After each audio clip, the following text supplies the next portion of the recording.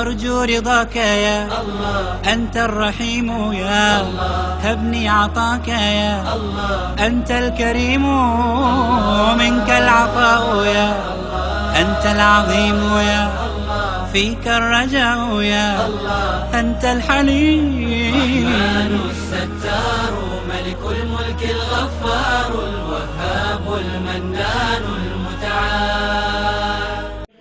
Şuň kaydylacak gurrüňi şimi bärek ýerde aýdýan her kim öz içerisi we her kim başga narahat çekýän, meri saklayan narahatçylykda erheleýinden zindigisine ya her bir musulmany şiýjek gurrüňi eşitdirse bir tarapdan şoňa haýyr doga, Hudaý şoňa cennet bersin. Hudaý şoň dünýäsin ahiretini abad etsin. Eyyub peygamberiň hormatyna biziň haýyr dogamyz şu gurrüň şiýje aýdyljak gurrüňi dosi içerisi bir dert çekip beren, bir mudam narahatçylykda geçip beren ya her bir musulmany eşitdirse Hudaý şoň dünýäsin ahiretini abad etsin. Guşy bilen eşitdirsin, RAM bilen, flash bilen, CD bilen her jere eşitdirsin, öýleýsin. Hudaý şoň dünýäsin ahiretini abad etsin. Hazreti İbnül Ward diýilýär, İbrahim Edhem ýanyk bir pirleň miri. Ol benne aýdypdyr, dini İslamda bir gurrun bardyr diýipdir. Men tewadda'a fi beytihi ve asbagha al-wudu'a ثم خرج يريد الصلاة في جماعة فاستقبلهم منصرفين فأحزنه ذلك أعطاه الله تعالى له أجرين. Bir adam dehret sınca kılıp da sınca dehret kılıp da mescid cemaate yetişecek deyip öýünden uğrasa mescide yetip bariyaka görýär cemaat namaz okaptır, öwürlüp gelýärler. Erti namazlarda ya ikindi namazlarda bir bolýan ýagdaýda yetişernip uğraptır, ohum bariyaka mescide yolla görýär cemaat okaptır, okypdyr, ýygyny öwürlüp gelýär. Wah men cemaatdan galym diýe şoňa da Hudaý iki sogap berjek diýipdir. Bira cemaata yetişerliginiň sogaby, wah men cemaatdan galym diýip bir qynanýa, şu qynalýarligini de artykmaş sogap berjek diýipdir. Şide şoňa bir gaýgy da, bir narahatçylyk, bir qynanmaň, narahatçylygyň, gaýgyň Allah'ın ýanynda en kadar şu ýerde de şehet dedi, Allah şoňa sogap padaş berjekdi. Cemaata niyetine yetişmek bady, ona bir sogabyny berjek. Wagt yetişip bilmedim diýip ýüregine bir agramjyk düşýär, şoňa da artykmaş sogap beriljek diýipdir. Narahatçylyk, qynanma, gaýgy ki Hudaýy ýada salsa, şodur şu dereceler. Dinleň. Qala İbrahim ibn Adham Qaddasallahu Teala sirrahu şerif. Allah'ın dostu İbrahim Edhem aýdypdyr, iki tüýsli narahatçylyk bardyr diýipdir. İki tüýsli gaýgy bardyr diýipdir. Bir gaýgy, bir narahatçylyk adamın kıyamatyna derecedir, sogapdyr. Bir gaýgy var, ahiretin zererinedir diýipdir. Günahın üstünde, haramın üstünde, Hudaýyň söýmeýän zadynyň üstünde gama gossa üýüp, günah ýüzünde narahatçylyk çekse, bir ahiretine zererdir diýipdir.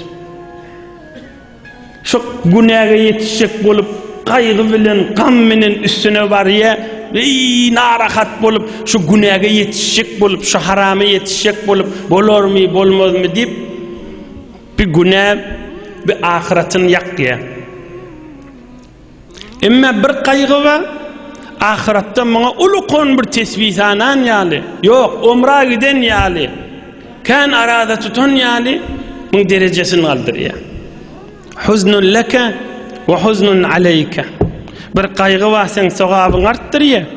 Bir gaýgy var, Günahını arttırıyor.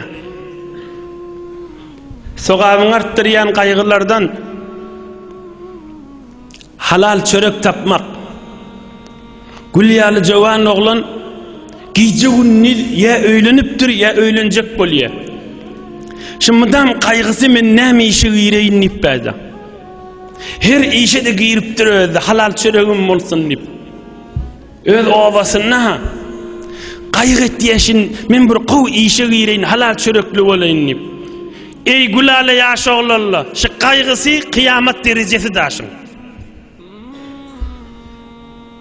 Şu kaygısy dert çekip duşul oğlan.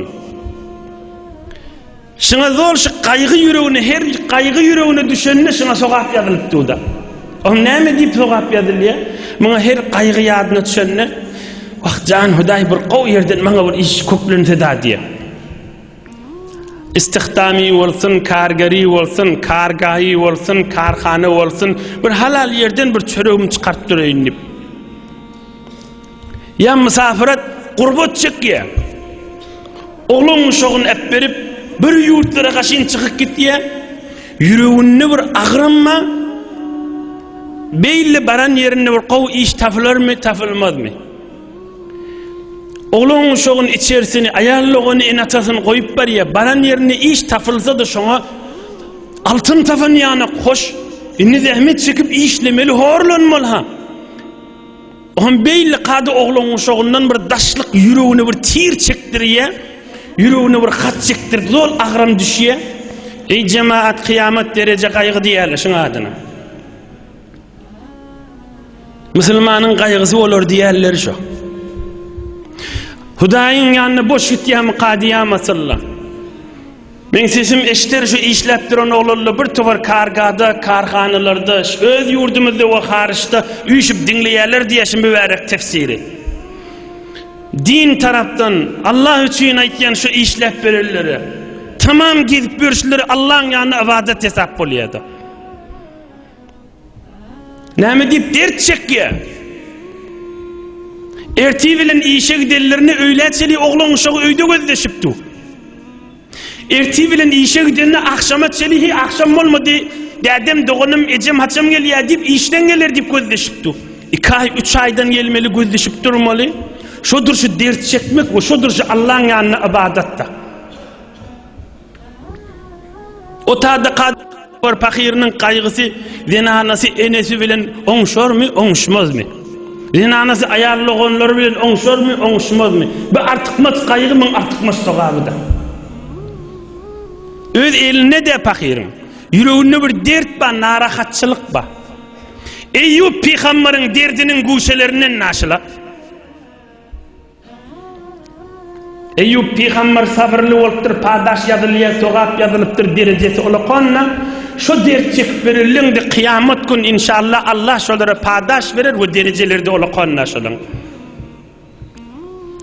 Hudayi yadı sal kesteli, can Hudayi belkim içeriyim sağaman bolsun, can Hudayi içeriyim, ödün içeriyime yoldaş bol, Hudayi ödün içeriyimin yarı olup, bir yurtlarda gezip veren yerlerine, yaş öd ovasında da olsun.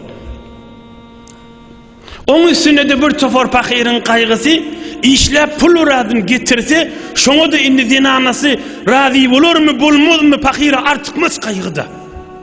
Kıyamet derecesi da şun. Fakir hoş bolup gelýär, yanık gelýär da.